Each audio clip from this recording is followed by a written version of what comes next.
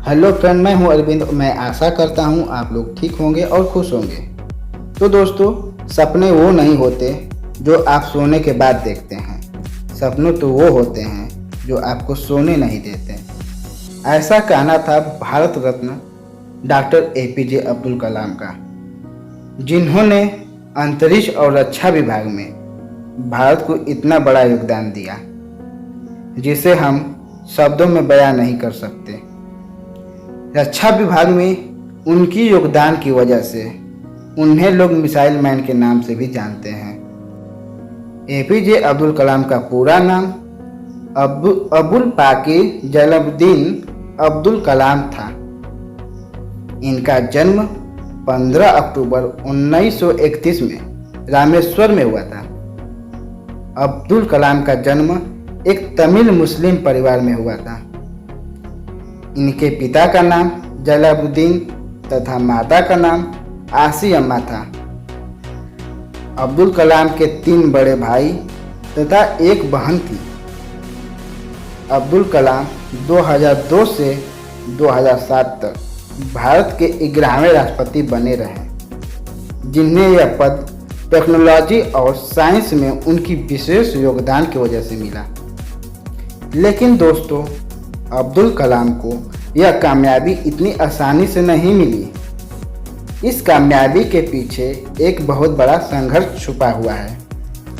Actually उनके पिता एक नाव चलाते थे, जो कि हिंदू धर्म के लोगों को रामेश्वर से धनुषकौड़ी और धनुषकौड़ी से रामेश्वर ले जाया करते थे।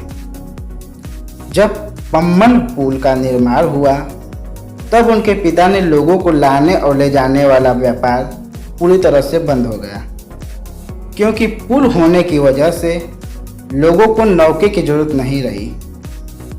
इस घटना के बाद उनका व्यापार तहस नहस हुआ ही सही, लेकिन साथ ही साथ उनके पैसे और जमीन धीरे धीरे खत्म हो गई। कलाम का जन्म होने तक उनका पूरा परिवार गरीब हो चुका था और कलाम को छोटी उम्र में ही अखबार बांटने जाना पड़ा।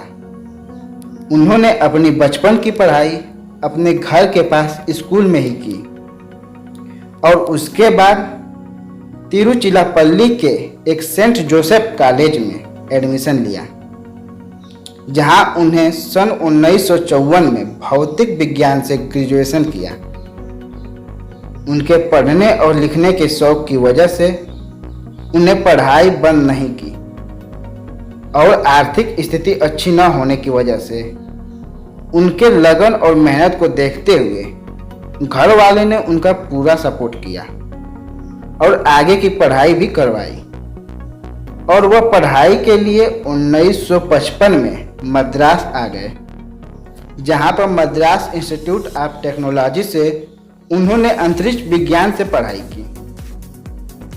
पढ़ाई पूरी होने के बाद अब्दुल कलाम रक्षा अनुसंधान और विकास संगठन यानी DRDO में वैज्ञानिक के तौर पर चुने गए।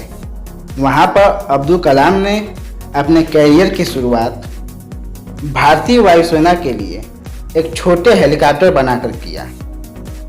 लेकिन DRDO में काम करने से उनका मन संतुष्ट नहीं हुआ, क्योंकि DRDO में एक सीमित काम करना होता था, जो रोज रोज वही काम दोहराना था और उन्हें यह काम अच्छा नहीं लगता था।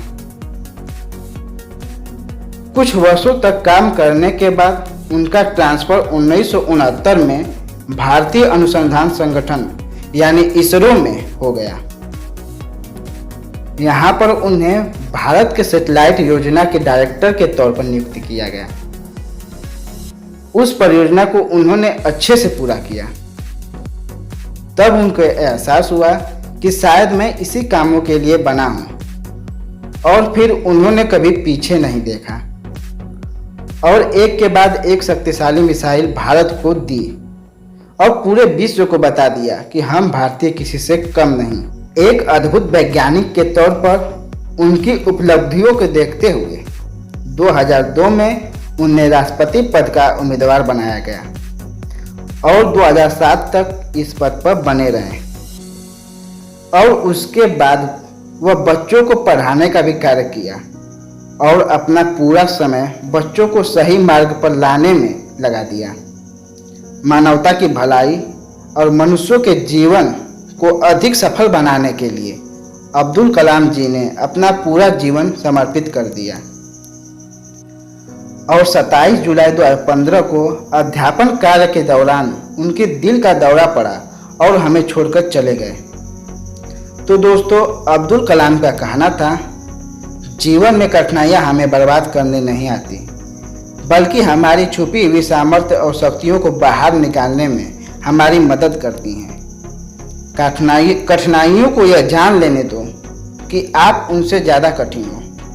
तो दोस्तों, अपना बहुमूल्य समय देने के लिए बहुत बहुत धन्यवाद और मेरे वीडियो को लाइक करके मेरा मनोबल बढ़ा सकते हैं। मैं ऐसे ही इंस्पिरेशनल और मोटिवेशनल वीडियो डेली लेकर आता रहूँगा। तो अगर आप मेरे चैनल पर नए हों तो चैनल को सब्सक्राइब कर लें। जय हिंद दोस्त।